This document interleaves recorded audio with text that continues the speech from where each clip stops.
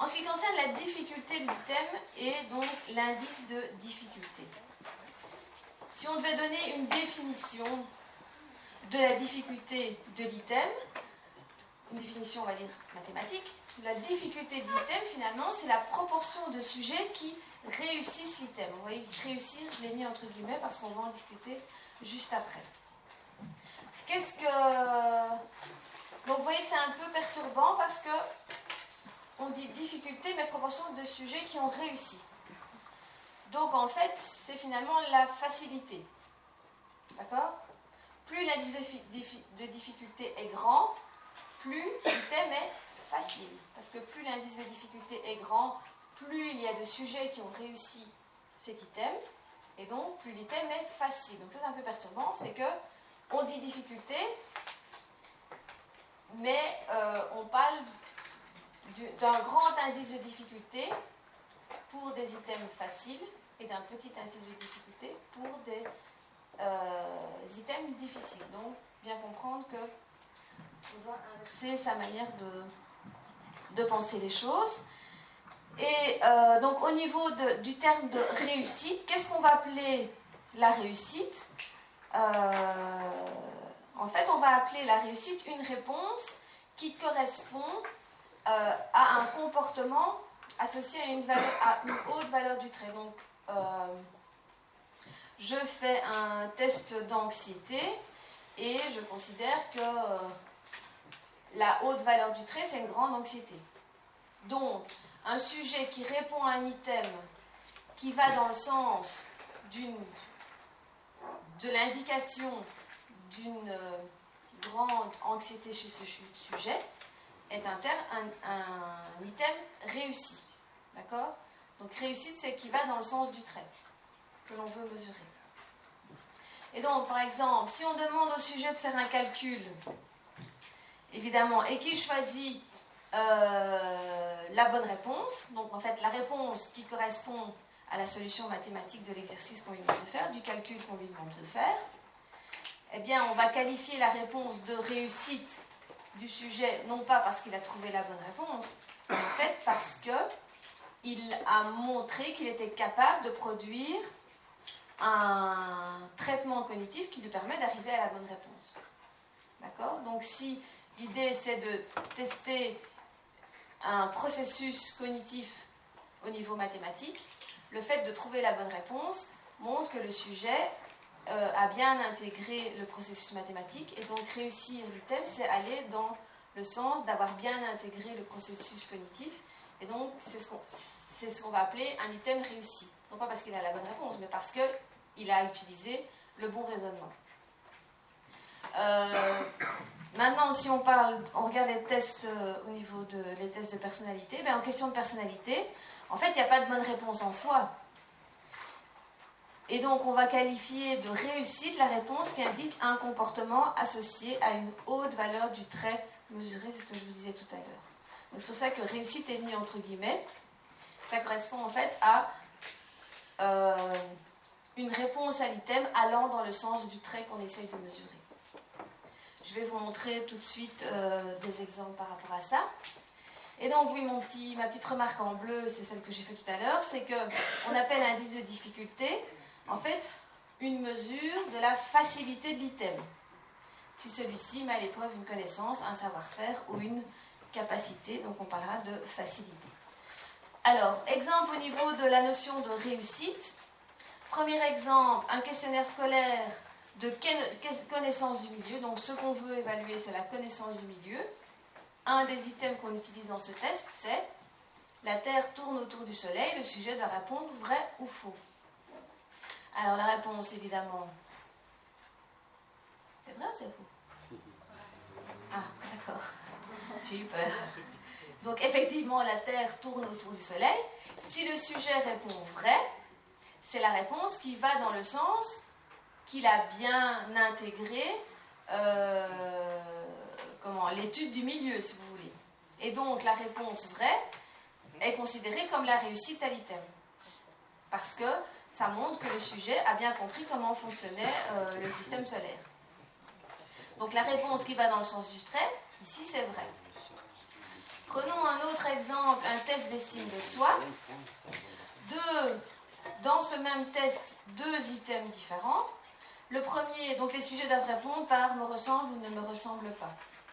Le premier, c'est on s'amuse bien en ma compagnie. Me ressemble ou ne me ressemble pas. Quelle est la réussite, entre guillemets, à l'item? C'est évidemment me ressemble. Parce que on s'amuse bien en ma compagnie. Si on considère qu'on s'amuse bien en ma compagnie, c'est que j'ai une bonne estime de moi-même. Donc, me ressemble va dans le sens du trait. Par contre, le deuxième, regardez.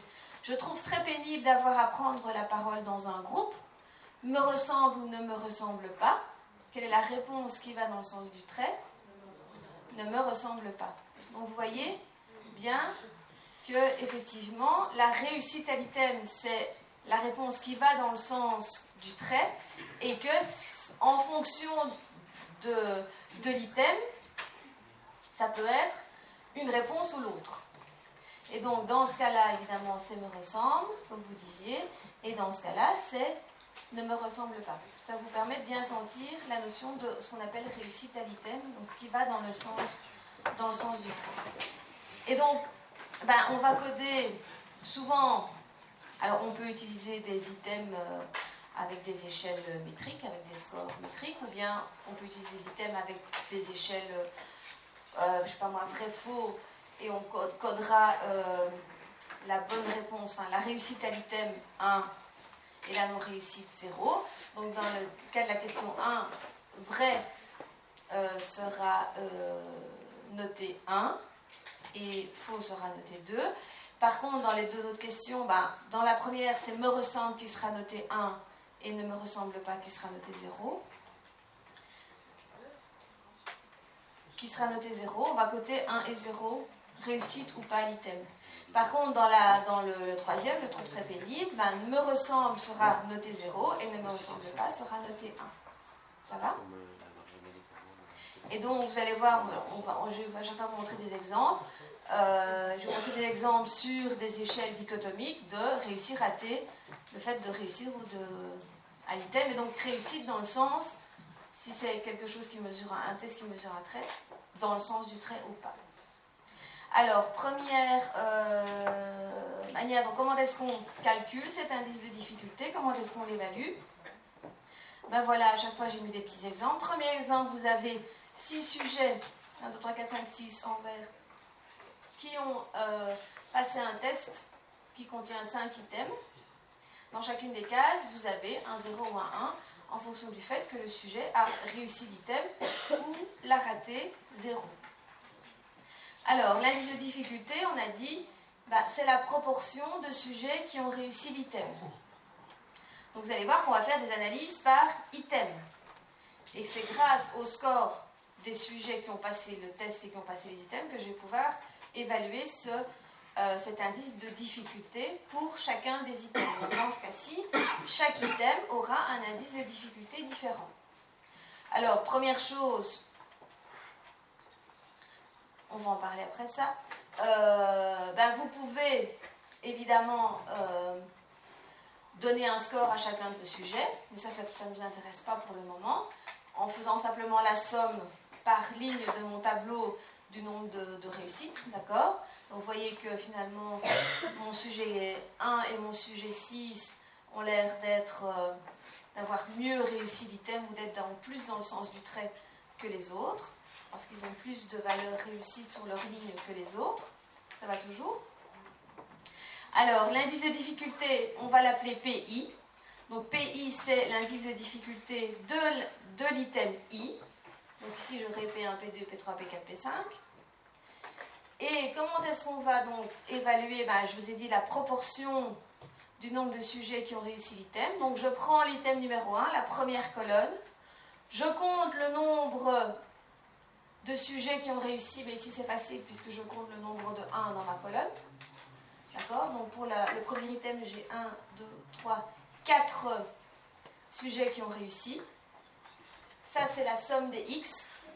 Sigma x, c'est la somme des x, donc c'est la somme du nombre de sujets qui ont réussi l'item en question. Donc dans le cas de l'item 1, j'ai 4 sujets qui ont réussi. Dans le cas de l'item 2, j'ai 3 sujets qui ont réussi. Dans l'item 3, j'en ai aucun qui a réussi, etc. Ok. Et pour avoir la proportion, ben, je vais diviser par le nombre total de sujets qui ont passé l'item. Et donc ici, je vais diviser à chaque fois par 6. Et donc vous avez là la ligne des sommes des x, c'est-à-dire des sommes de sujets qui ont réussi chacun des items, du nombre de sujets qui ont réussi chacun des items. Et donc pour calculer la difficulté, je divise par le nombre total de sujets.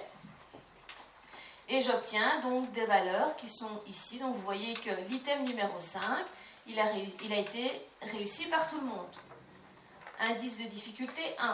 Donc vous voyez que quand l'indice de difficulté est grand, si je suis dans un test d'évaluation de compétences, de capacité, eh bien ça veut dire que mon item est facile. D'accord? Puisqu'ils ont tous réussi. Pour ce groupe-là en tout cas. Par contre, mon item numéro 3, ben, il est difficile puisque personne ne l'a réussi. Donc c'est un indice de difficulté égal à 0. Ok? C'est ce que j'ai indiqué ici. Donc celui-là très facile. Celui-là très difficile. Attention, box bouge. Ça donne le tournis. Et donc l'indice de difficulté est d'autant plus grand que l'item est facile. Donc c'est ce que je vous disais. Le truc un peu schizophrène à apprendre pour pouvoir bien interpréter ces indices de difficulté. Okay. Donc ça c'est dans le cas où finalement j'ai des items dichotomiques. Dichotomique c'est juste deux valeurs, 0, 1. C'est le cas si simplement je décide de coder mes items en réussi, raté. Ou bien si c'est des vrais faux, des oui, non. Donc des réponses, il n'y a en fait que deux réponses possibles.